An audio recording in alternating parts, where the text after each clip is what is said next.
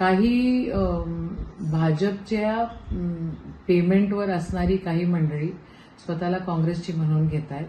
काही एक दोन नेते स्वतःच्या काँग्रेसचे नेते ज्यांच्या आत्मा असंतुष्ट राहिलेला आहे ते पण या सगळ्या कुरघोडीच्या मागे, आणि जास्त लोक नाही आहे, मोजून 8, 20, 25 लोक असतील आणि एक तो मोठा नेता असेल, आणि त्यांची लिंक सगळी कुठे जाते तर ती लोकसभेमध्ये जाते. लोकसभेमध्ये एक सामान्य माणसाला आपण सपोर्ट केलं, पंजाचा माणूस निवडून आणलेला आहे, ते काही लोकांना जीवावर आलेलं आहे, आणि काही लोकांना यशोमतीला बदनाम करायचं आहे आणि काही लोकांना काँग्रेसला बदनाम करायचं आहे.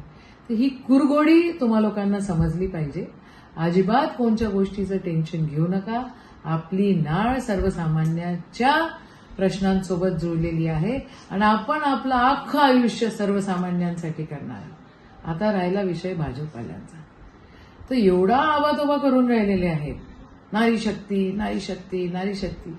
मी पण नारीच आहे आदरणीय देवेंद्र दादा, मी पण नारीच आहे की.